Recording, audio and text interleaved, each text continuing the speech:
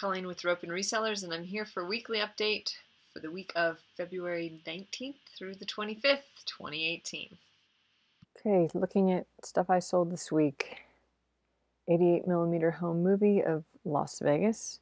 Cool as you'd ever want. So I threw it up at auction just to give auctions a try. I started it at $9.99 and guess what? It sold for $9.99. I collected shipping, so I got $12.65. It cost me about 50 cents because I had a big box of movie stuff that I've been slowly but surely selling off. $4.48 in shipping and fees for a total profit of $7.67, and it was an auction. So it was a 7-day auction. 7 for All Mankind, women's jeans, nothing exceptional. They sold for $19.99. I think I said that. $1 is what I paid. They came out of the consignment store. Is that right? Yeah. $9.06 for shipping and fees for a total profit of $9.93, and it took a month to sell. This is a vintage cologne that I picked up at a garage sale of an old lady who was just sort of clearing out odds and ends. She was downsizing. It sold for $19.99. I collected $23.04, so they paid shipping. She just gave it to me, so it was free. $6.26 in shipping and fees for a total profit of $16.78, and it took 3 months to sell.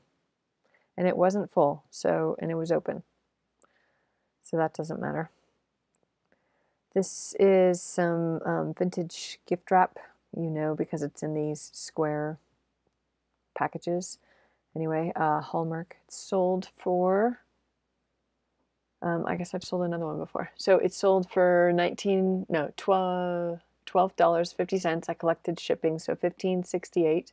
Cost me 25 cents at a thrift store. $5.23 PayPal, eBay, and shipping fees for a total profit of $10.20, and it took 2 years to sell. Here's a set of electronic calipers. I put in the battery, but I didn't ship it with the battery.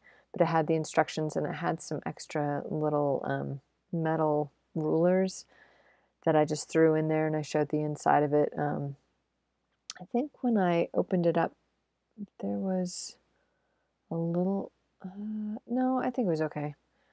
One of these I opened up and I think it had a little corrosion, but this wasn't one of them. Anyway, it sold for $9.99. They paid shipping, so $17.09 is what I collected. It cost $2 at an estate sale. $9.26 in shipping and fees for a total profit of $5.83, and it took a month to sell. And I don't really pick these up anymore. Some of them are worth more than others. That one was unbranded. These were super cute. Synergy, capris. I wish they had fit me, but they didn't, so I sold them. $29.99. I spent $1. They came out actually, I think I bought these at Dollar Day at Goodwill. $7.09 in shipping and fees for a total profit of $21.90, and it took 3 weeks to sell. That's a popular one. Synergy's hit or miss right now. This is an N scale train, little animals and stuff. It was all metal. I don't know if it was vintage or not, but I bought it at an estate sale, and I thought it was going to be worth more, but it sold for $27.19. They paid shipping. It went to Germany through the global shipping program, so $50.54 is what I collected. I spent $10 on this, and like I said, I thought it would be worth more, but it actually is not. There's a lot out there. $16.11 in shipping and fees for a total profit of $24.43, but it only took 4 hours to sell. It was one of those things that had dropped off, and I know I had it listed probably before, closer to 50 with best offer, but I'm in the mode of making money right now, so I'm going a little low. $9.26 on this Snoopy pin. I had a box of them. $9.29, I'm sorry. I spent about 50 cents. $4.08 in shipping and fees for a total profit of $4.71. It took 13 months to sell. These, I had a big box of paper dolls I bought at an estate sale for $20, and I was thinking that I overpaid, but there's some pretty interesting stuff, and I decided to lot it up. And in fact, I bought them when I was just about to go to eBay Open, and I was standing in line with someone, and she said she sold paper dolls, and I go, oh, is there money in paper dolls? And she goes, oh, no, not really that much anymore. And I was like, oh crap. So this was one of those things that I just sort of had sitting around, didn't want to deal with it. It was all mumble jumble, but they were so cool. It's from the 1930s, like late 20s. I mean, look at this guy, huge. And I mean, anyway, that's the maid. And then there were like 6 kids. I was like, oh, that poor mother. No wonder she had a maid. Anyway, it sold for $23.24, and then this other set as well. So these are Queen Holden, and I did a ton of research, probably more. I wasted more time, but considering they both sold really fast and they sold to the same person, I don't really care. Yeah, I mean, they were cute, and then I went through the box and I found more, and I included that when I shipped it out. So anyway, each of them sold for $23.24. I paid about $4. When I start to break it down, you'll see as things sell that there were other things in there, postcards and this other little thing that sold later. I'll show you. Anyway, so I just figured $4 for both of those. 542, so 1085 for shipping because it went to the same place. 1085 shipping and fees for total profit of 1582 for each of them. So 30, 40 something dollars total profit. And remember, I mean, yeah, that's net. So, and it only took a day to sell.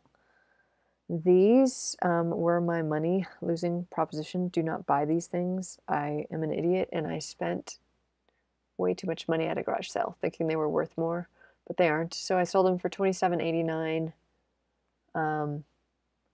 Let's see. I think I sold them.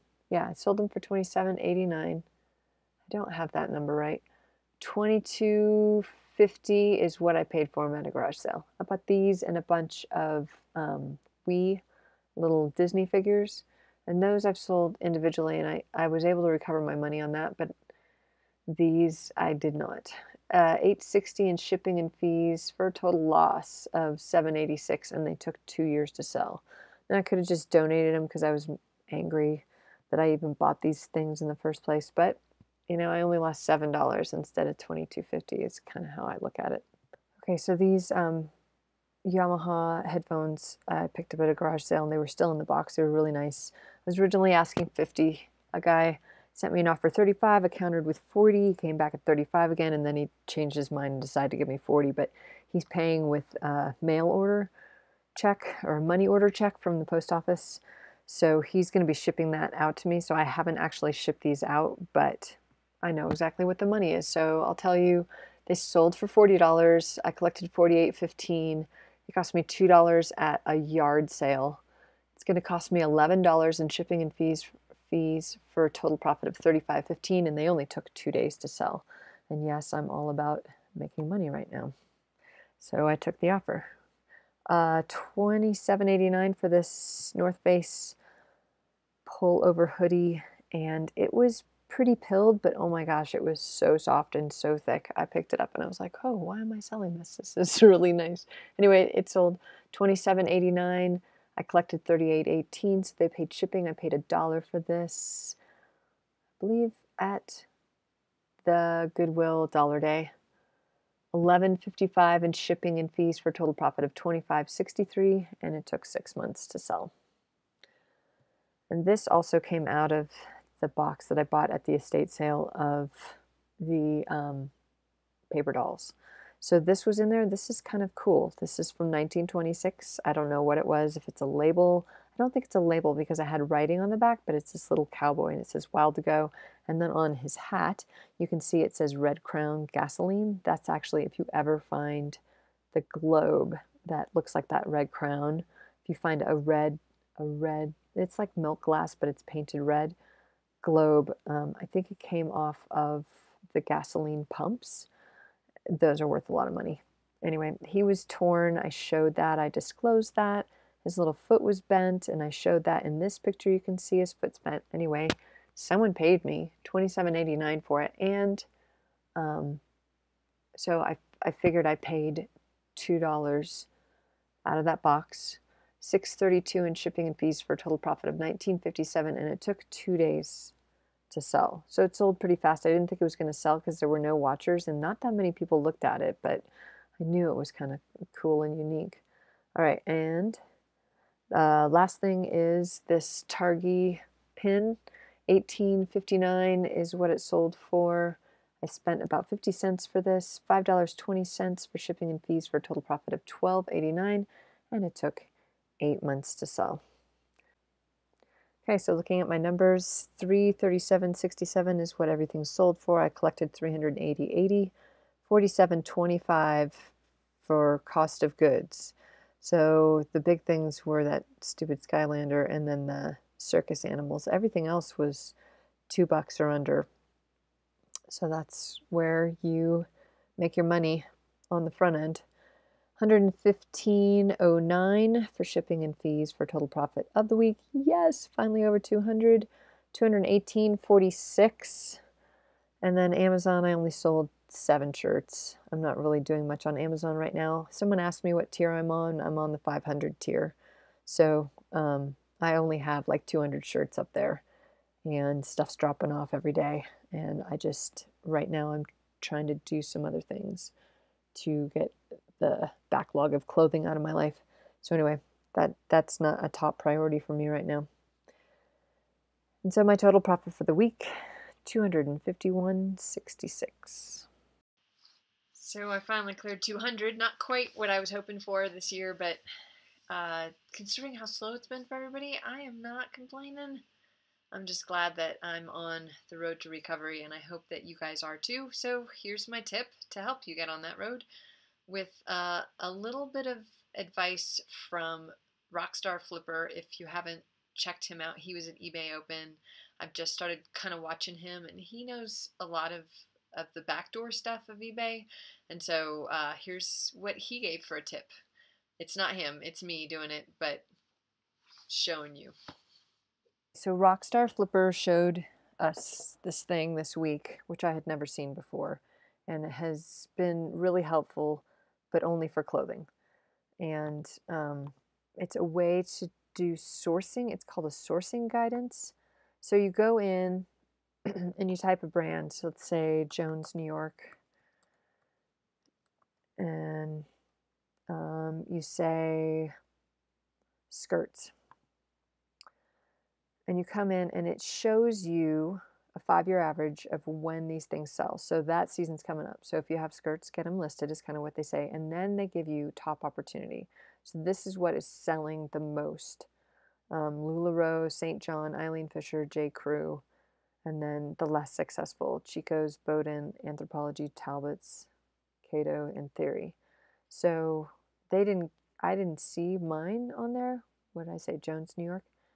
And so I'm going to go down here, and then you can drill it down a little bit, which you know how much I love drilling stuff down. So Jones, New York, and apply. And let's just say it's a women's 14.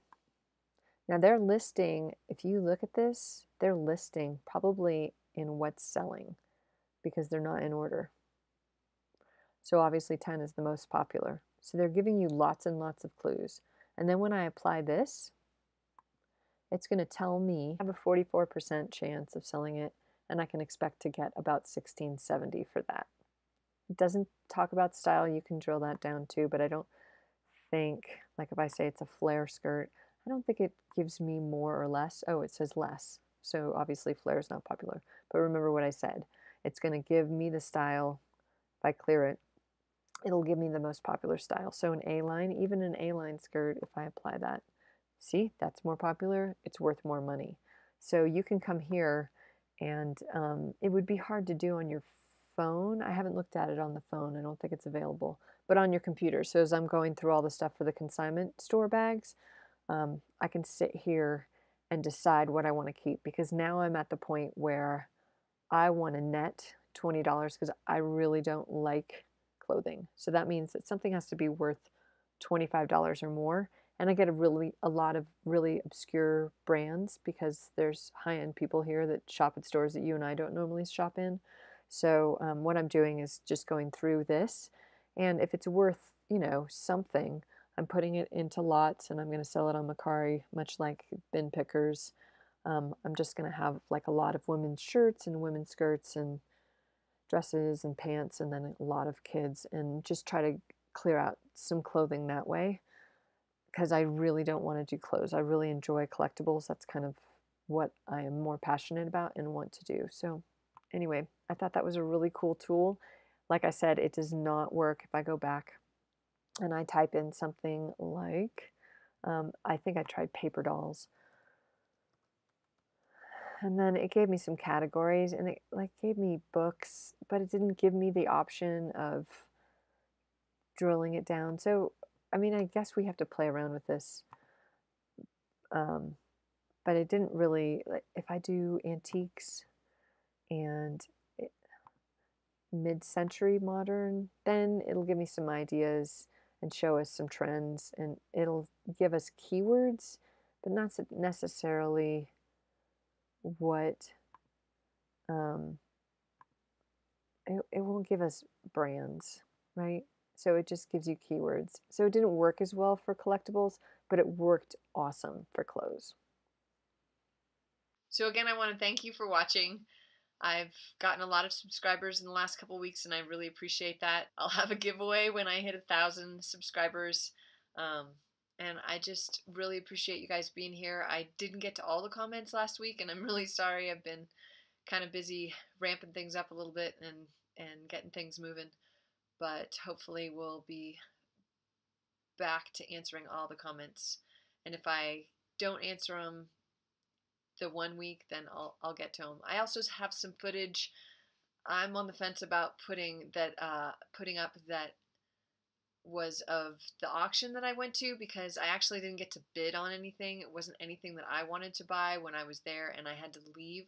All the good stuff came afterwards, but it is kind of fun looking through that stuff, so I might put that video together and also just show you the consignment store that I go to over the hill. So anyway, thanks again for watching. Hope you guys have a good week. Don't forget to subscribe, share, and like. Talk to you soon.